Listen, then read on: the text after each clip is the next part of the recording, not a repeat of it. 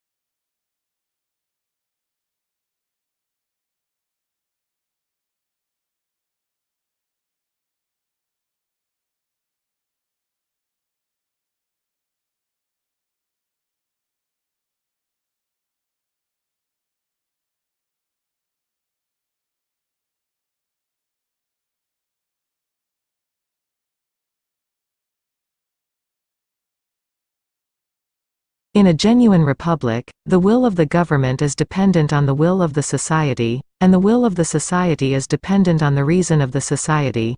In Federalist 51, for example, James Madison claimed that the extent and structure of the government of the United States make it dependent on the will of society.